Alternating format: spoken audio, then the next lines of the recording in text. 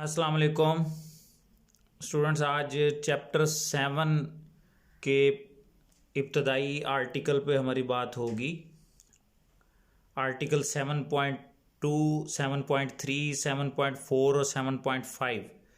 ये चार आर्टिकल्स जो हैं ये आपके स्मार्ट सिलेबस के मुताबिक आपके सिलेबस का हिस्सा हैं। तो उसमें सबसे पहले आज हम आर्टिकल 7.2 पे अपनी बात का आगाज़ करेंगे। चैप्टर हमारा थर्मोकेमिस्ट्री से रिलेटेड है। तो इस चैप्टर के अंदर सबसे पहले उसने थर्मोकेमिस्ट्री में जो इस्तेमाल होने वाली टर्मिनोलॉजी है उसको ज़रा कुछ थोड़ा सा आपको समझाने की कोशिश की है। थर्मोकेमिस्ट्री जो है वो केमिस्ट्री की ही एक ब्रांच है। लफ्ज़ थर्म का मतलब हीट होता है। तो इस चैप्टर में हम बुनियादी तौर पे समझें कि जो मेन कॉन्सेप्ट डिस्कस करेंगे वो मेन कॉन्सेप्ट जो है वो इसी चीज़ से रिलेटेड होगा कि जब भी कोई केमिकल रिएक्शन रोनमा होगा तो उस केमिकल रिएक्शन के अंदर आया कि हीट रिलीज़ होनी है या एब्जॉर्ब होनी है, या अगर वो सिस्टम हीट रिलीज़ या एब्जॉर्ब कर रहा है तो किन कंडीशंस के तहत कर रहा है, और सिस्टम अगर कांस्टेंट प्रेशर पे काम कर रहा है तो क्या तरीक़ाकार होगा, कांस्टेंट वॉल्यूम पे काम कर रहा है तो क्या तरीक़ाकार होगा। यानी कि थर्मोडायनामिक्स और थर्मोकेमिस्ट्री समझ लें कि ये सारी ब्रांचेस ऑफ साइंस इसी तरह की चीज़ों को डिस्कस करती हैं। तो उनमें से सबसे पहले हम तीन चार बहुत ही इम्पॉर्टेंट किस्म की टर्म्स जो कि थर्मोकेमिस्ट्री और थर्मोडायनामिक्स वगैरह के अंदर भी इस्तेमाल होती हैं तो उन पे ज़रा हम बात का आगाज़ करेंगे। सबसे पहले सिस्टम किसे कहते हैं। सिस्टम की टर्म जो है इसको अगर आप ज़रा बयान करने डिफ़ाइन करने के नुक्ता नज़र से देखें तो इसको डिफ़ाइन करने की मुख्तलिफ़ शक्लें हो सकती हैं। ये डेफिनेशन मुख्तलिफ़ अल्फाज में हो सकती है। मसलन जैसे आपकी बुक में लिखा गया है कि एनीथिंग से मुराद यानी कोई मटीरियल चीज़, कोई भी मादी चीज़ अंडर टेस्ट इन लेबॉरेटरी, जो कि लेबॉरेटरी में आपके ज़ेरे मुशाहदा है, आप लेबॉरेटरी में उस पर कोई टेस्ट वगैरह कर रहे हैं, लेबॉरेटरी में आप उस पर कोई काम कर रहे हैं, या under consideration in classroom for purpose of argument, या क्लासरूम में आप कोई पर्पस ऑफ आर्गूमेंट का मतलब है कि कोई दलाइल के नुक्ता नज़र से, कोई दलाइल के मकासद से, कोई गुफ्तो शनीद के नुक्ता नज़र से कोई चीज़ डिस्कस कर रहे हैं, वो आपके अंडर कंसिडरेशन है, ज़ेर बहस है। मिसाल के तौर पर जैसे अब हम ये टॉपिक डिस्कस कर रहे हैं तो ये टॉपिक समझ लें कि हमारे अंडर कंसिडरेशन है, हमारे ज़ेर बहस है।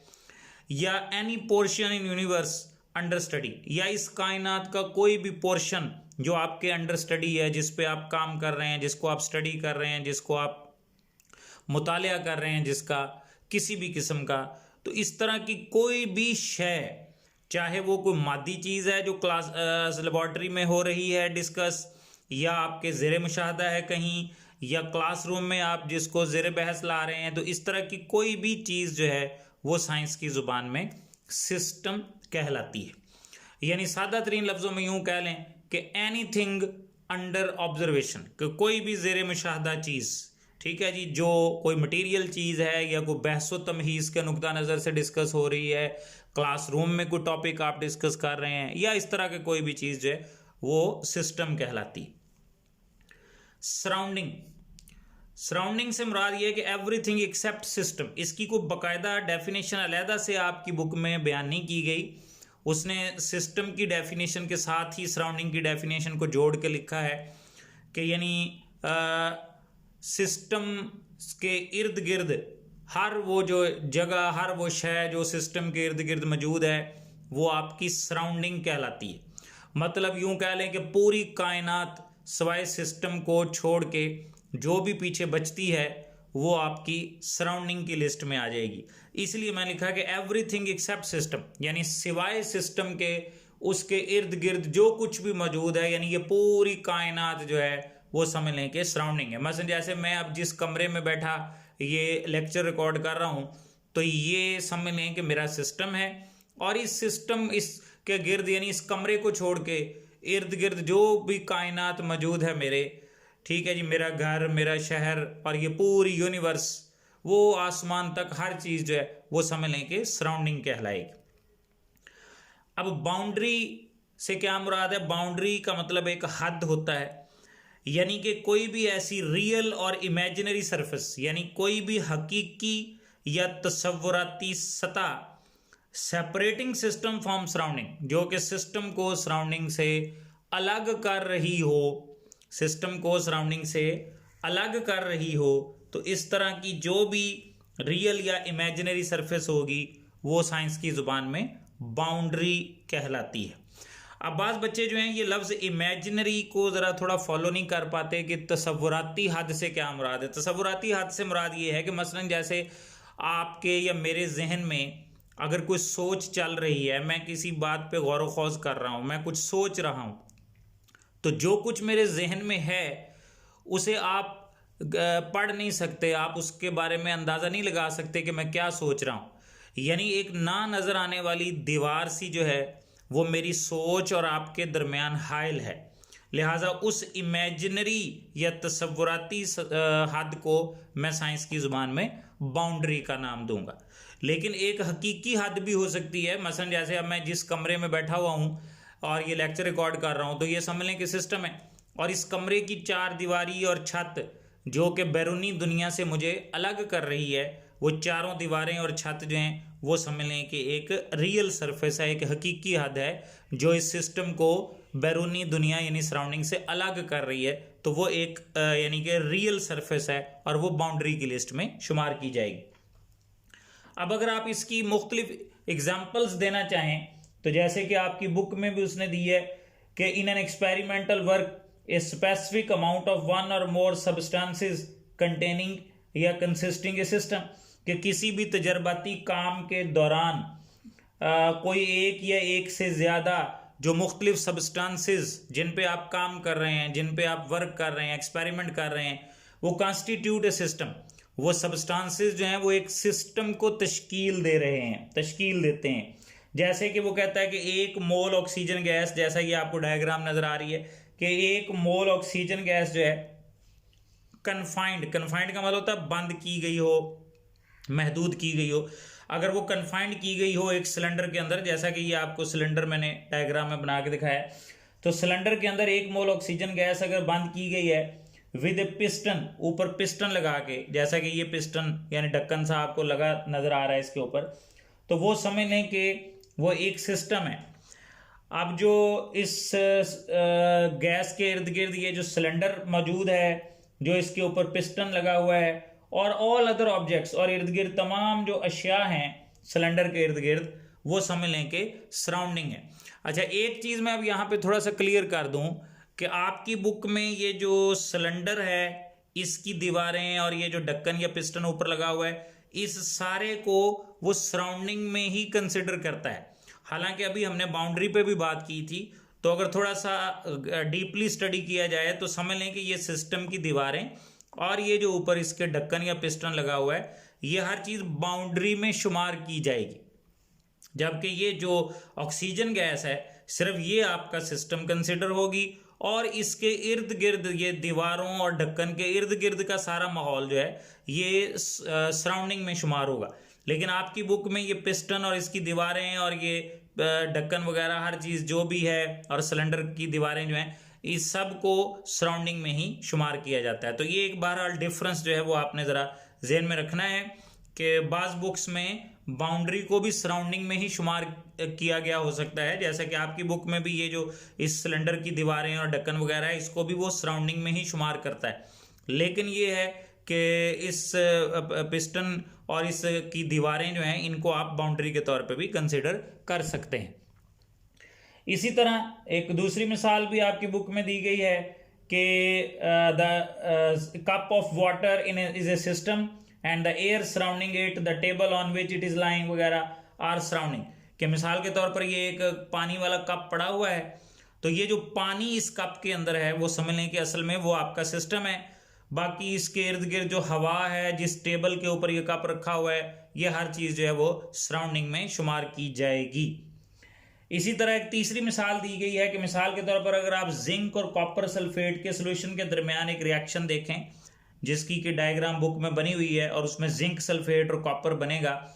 तो ये इस फ्लास्क के अंदर सपोज ये रिएक्शन चल रहा है, तो ये फ्लास्क के अंदर ये जो रिएक्शन चल रहा है, ये पूरा रिएक्शन मिक्सचर जो है ये समझ लें कि आपका सिस्टम है, और इस फ्लास्क के इर्द गिर्द की सारी बैरूनी दुनिया जो है वो समझ लें कि सराउंडिंग है, और ये फ्लास्क की दीवारें जो कि इस सिस्टम को बैरूनी दुनिया से अलग कर रही हैं वो समझ लें कि बेसिकली कंसिडर की जाएंगी बाउंड्री के अंदर। लेकिन बहरहाल आपकी बुक में और बाद दीगर किताबों में भी ये सिलेंडर फ्लास्क वगैरह जो है इसको भी सराउंडिंग में ही कंसिडर किया जाता है, और दीवारें वगैरह जो हैं इनको भी सराउंडिंग के तौर पे ही ले लिया जाता है, हालांकि इनको बेसिकली बाउंड्री भी कंसिडर किया जा सकता है। तो वो बहरहाल कोई ऐसा मसला नहीं है। कहने का मतलब ये है कि सिस्टम को छोड़ के बाकी इर्द गिर्द जो कुछ भी है वो समझ लें कि सराउंडिंग के तौर पे ही कंसिडर किया जाएगा। अब उसके बाद तीसरी और इम्पॉर्टेंट चीज जो अब यहाँ पे डिस्कस हो रही है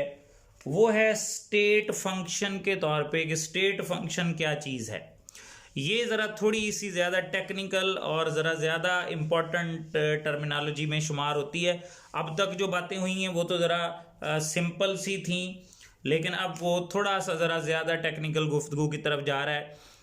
सबसे पहले तो लफ्ज़ स्टेट पे बात होगी और देन उसके बाद स्टेट फंक्शन पे बात होगी। लफ्ज़ स्टेट जो है वो उर्दू में जिसको आप हालत कहते हैं किसी चीज़ की, वो लफ्ज़ हालत के लिए ये वर्ड जो है वो बोला जाता है। अंग्रेज़ी में जिसको आप कंडीशन कहते हैं, मसलन आप जनरल अंग्रेज़ी में कहते हैं फ़लाँ चीज़ की कंडीशन ठीक नहीं है, तो ये कंडीशन के लफ्ज़ से मुराद हालत होती है, और उसी चीज़ को हम केमिस्ट्री या साइंस की इस्तिलाह में स्टेट कह देते हैं। तो उसने भी बात आपकी बुक में यहीं से स्टार्ट की है कि state of system is the condition of system, कि किसी सिस्टम की जो स्टेट है उससे मुराद उसकी कंडीशन या हालत ही होती है। और जब आप कोई प्रोसेस परफॉर्म करते हैं किसी सिस्टम के ऊपर, तो उसकी कंडीशन या हालत जो है वो किसी न किसी तरह आल्टर हो जाती है। लफ्ज़ आल्टर से मुराद चेंज हो जाना होता है। तो अब इसमें सबसे इम्पोर्टेंट बात यह है कि तब्दीली या चेंज को हम आल्टर कहते हैं, कि जब आप किसी सिस्टम के ऊपर कोई अमल करते हैं, मिसाल के तौर पर आपने किसी शय को गर्म किया, तो ये गर्म करने से मुराद ये है कि आप उसके ऊपर कोई प्रोसेस परफॉर्म कर रहे हैं, या आपने किसी शय को ठंडा किया तो समझ लें कि ये आप उसके ऊपर कोई प्रोसेस परफॉर्म कर रहे हैं। तो उसके नतीजे में उस चीज़ की हालत या कंडीशन या स्टेट जो है उसमें तब्दीली आ जाती है। मसलन जैसे पानी का ही एक गिलास है, अगर आप उसको फ्रिज में रख दें तो फ्रिज में रखने जो है इसका मतलब ये है कि आप उसके ऊपर एक प्रोसेस परफॉर्म कर रहे हैं, और उसके नतीजे में वो ठंडी होके वो पानी जो है वो जम के बर्फ़ शक्ल इख्तियार कर लेगी। तो ये पानी से बर्फ़ बन जाना, ये समझ लें कि उसकी कंडीशन या उसकी हालत या उसकी स्टेट में तब्दीली रोनमा हो गई। तो ये चीज़ यानी वो समझाना चाह रहा है आपको कि जब भी कोई सिस्टम जो है उसके ऊपर कोई आप परफॉर्म करते हैं कोई अमल, तो उसके नतीजे में उसकी कंडीशन या उसकी हालत जो है वो किसी न किसी तरीके से बदल जाती है। अब उसने एक मिसाल आपकी बुक में दी है कि मसलन कंसिडर करें कि हमारे पास एक बीकर है पानी का, जिसके अंदर कुछ क्वांटिटी ऑफ वाटर जो है वो हमने ली हुई है, और ये समझ लें कि हमारा एक सिस्टम है। साइंसी इस्तिलाह में अगर हम देखें तो ये हमारा एक सिस्टम कहलाएगा। अब इसके अंदर ये जो पानी आपने डाला हुआ है, ये पानी जो है ये अपना यकीनन एक मखसूस टेम्परेचर भी रखता है।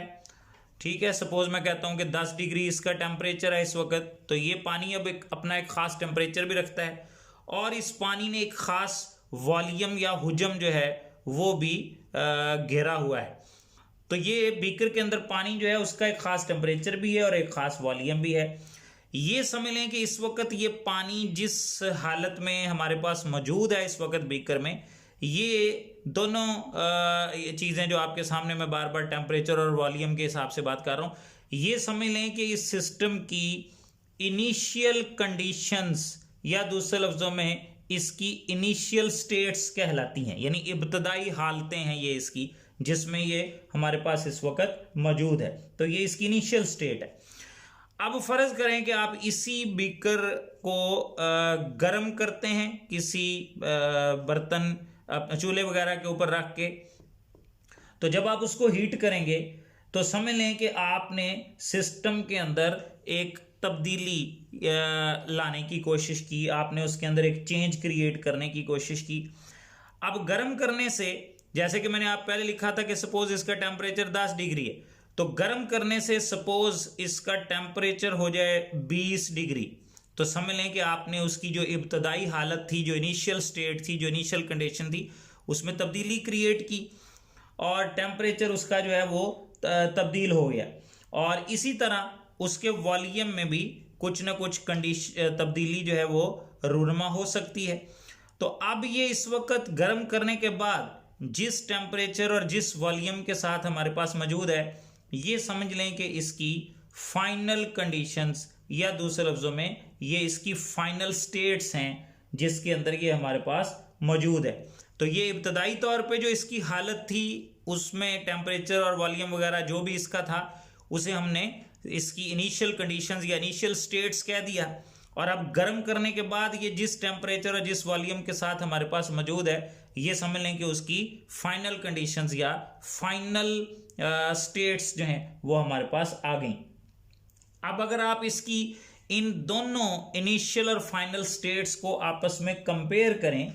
तो हम इसकी इनिशियल फाइनल स्टेट्स को कंपेयर करके हम सिस्टम में आने वाली जो चेंज है उसके बारे में अंदाज़ा लगा सकते हैं। मसलन जैसे अब इसका टेम्परेचर इब्तदाई तौर पे 10 डिग्री था, अब अगर 20 डिग्री हो गया तो हमें उस 10 डिग्री की चेंज से अंदाज़ा हो गया कि इसका टेम्परेचर जो है वो 10 डिग्री इंक्रीज कर गया और पानी जो है वो गर्म हो गया। अब सपोज ये जो इब्तदाई तौर पे इसका टेम्परेचर था 10 डिग्री, सपोज मैं उसको कह देता हूँ T1, और ये जो गर्म करने के बाद उसका टेम्परेचर हो गया 20 डिग्री, सपोज मैं इसको कह देता हूँ T2 डिग्री। तो T1 और T2 जो हैं ये अगर उस पानी का टेम्परेचर कहलाएं गर्म करने से पहले और गर्म करने के बाद, तो फिर जो चेंज इन टेम्परेचर है वो साइंस की रूह से T2 और T1 के डिफरेंस से हमें पता चल जाएगी, जिसको हम अलामती तौर पे डेल्टा T भी कह सकते हैं। और वो T2 और T1 के डिफरेंस से यानी कि हमें पता चलती है। तो ये T2 और T1 का डिफरेंस निकालें तो उसे हम डेल्टा T कहेंगे, और ये समझ लें कि हमें इस सिस्टम के टेम्परेचर में आने वाली तब्दीली या चेंज के बारे में ये चीज़ हमें मालूमात देती है। अब इस चीज़ को सामने रखते हुए स्टेट फंक्शन को डिफाइन किया गया है आपकी बुक में इतनी सारी तमहीद बांधने के बाद कि स्टेट फंक्शन एक ऐसी मैक्रोस्कोपिक प्रॉपर्टी होती है। मैक्रोस्कोपिक प्रॉपर्टी से मुराद ये है कि यानी वाज़े प्रॉपर्टी जिसको आसानी से स्टडी किया जा सकता है, जो आपको नज़र आती है स्टडी करते वक्त, जिसकी आपको समझ आ सकती है स्टडी करते वक्त। तो स्टेट फंक्शन एक ऐसी मैक्रोस्कोपिक प्रॉपर्टी होती है किसी भी सिस्टम की कि जिसकी एक डेफिनेट वैल्यू होती है सिस्टम की इनिशियल और फाइनल स्टेट के लिहाज से, और जो इंडिपेंडेंट होती है इस बात से कि आपने कौन सा पाथ अडॉप्ट किया है सिस्टम के अंदर वो चेंज या तब्दीली लाने के लिए। तो लिहाजा अब इस लिहाज से अगर देखा जाए तो ये जो टेम्परेचर है जिसकी हम बार बार बात कर रहे हैं कि पहले टेम्परेचर 10 डिग्री था, फिर टेम्परेचर 20 डिग्री हो गया, और ये दोनों टेम्परेचर्स के डिफरेंस से हमें उसके अंदर आने वाली चेंज इन टेम्परेचर यानी डेल्टा T की वैल्यू पता चल गई, और उससे हमें अंदाज़ा हो गया कि सिस्टम की स्टेट में क्या चेंज आई है। तो लिहाजा हम टेम्परेचर को कह सकते हैं कि टेम्परेचर एक मैक्रोस्कोपिक प्रॉपर्टी है, यानी एक ऐसी वाज़े प्रॉपर्टी है कि जिसकी इनिशियल और फाइनल स्टेट के लिहाज से अपनी मखसूस वैल्यूज़ हैं, और ये टेम्परेचर इस चीज़ से इंडिपेंडेंट है कि आपने उस सिस्टम के अंदर जो तब्दीली क्रिएट की है T1 से T2 वो आप किस तरह लेके आए हैं। मसलन जैसे इब्तदाई टेम्परेचर T1 10 डिग्री है और फाइनल टेम्परेचर T2 20 डिग्री है, तो आप 10 से 20 डिग्री तक पहुंचे कैसे हैं। आया कि आपने उसका टेम्परेचर धूप में गर्म करके 10 से 20 किया है, या आपने उसको सुई गैस के चूल्हे पर रख के 10 से 20 डिग्री किया है, या आपने उसको जिस तरह भी यानी कि 10 डिग्री से 20 डिग्री तक पहुंचाया है, हमें इससे कोई गर्ज नहीं है। हमें सिर्फ ये पता चल गया टेम्परेचर में चेंज को सामने रख के कि इस सिस्टम की स्टेट या हालत में कुछ ना कुछ तब्दीली जो है वो रूनुमा जरूर हुई है। लिहाजा टेम्परेचर चूंकि हमें सिस्टम की स्टेट या हालत में आने वाली तब्दीली के बारे में मालूमात मुहैया कर रहा है, लिहाजा हम तारीफ की रूह से टेम्परेचर को एक स्टेट फंक्शन कहेंगे, यानी it is a macroscopic property which has some definite values for initial and final states, कि जिसकी सिस्टम की इनिशियल और फाइनल स्टेट के लिहाज से अपनी डेफिनेट वैल्यूज होती हैं, and which is independent of the path adopted to bring about a change. और ये इस बात से इंडिपेंडेंट होता है स्टेट फंक्शन कि आपने उस सिस्टम की स्टेट में तब्दीली लाने के लिए पाथ कौन सा इख्तियार किया है। केमिस्ट्री या साइंस के अंदर हम स्टेट फंक्शन जो हैं उनको अंग्रेजी के कैपिटल हरूफ से आमतौर पे बयान करते हैं। अब टेम्परेचर के अलावा प्रेशर भी एक स्टेट फंक्शन है, इसी तरह वॉल्यूम भी एक स्टेट फंक्शन है, एनर्जी भी एक स्टेट फंक्शन है, और इसी तरह जिस इंटरनल एनर्जी जिस पे आगे जाके हमारी तफसीली बात होगी, इंटरनल एनर्जी भी एक स्टेट फंक्शन है। एंथैल्पी जिसका सिंबल H होता है ये भी एक स्टेट फंक्शन है। ये सारे यानी कि वो फंक्शंस हैं कि जिनकी मदद से हमें अंदाज़ा होता है कि सिस्टम की स्टेट में तब्दीली जो है वो रूनुमा होती है। अब इसी को एक और मिसाल दे के भी एक्सप्लेन किया गया है। ये तो हमने टेम्परेचर की मिसाल को सामने रखा। अब वॉल्यूम के लिहाज से भी एक दूसरी मिसाल जो है वो आपकी बुक में यहाँ पे दी गई है कि मिसाल के तौर पर हमारे पास एक गैस है, वो गैस जो है वो किसी सिलेंडर के अंदर सपोज बंद की गई है और ये उसके ऊपर एक ढक्कन लगा हुआ है। अब आप समझें कि ये गैस बंद है, तो यहाँ से लेके यहाँ तक ये इतना वॉल्यूम इस वक्त इस गैस ने घेरा हुआ है, ये उसका इब्तदाई वॉल्यूम है, यानी ये उसकी इनिशियल स्टेट को ज़ाहिर करता है। अलामती तौर पे मैं इसको V1 कह देता हूँ। तो ये उसका इब्तदाई वॉल्यूम है, और फिर उसके बाद हम सपोज इस गैस को गर्म कर देते हैं। गर्म करने से सपोज ये गैस फैलती है, इसका ढक्कन ऊपर को मूव करता है, और सपोज वो ढक्कन जो है वो इस लेवल तक चला गया। तो अब चूंकि गैस फैल गई है, लिहाजा जब वो यहाँ तक पहुँच जाएगी तो ये अब उसका फाइनल वॉल्यूम बन गया। इस फाइनल वॉल्यूम को मैं V2 कह सकता हूँ कि ये अब इसका V2 वॉल्यूम है।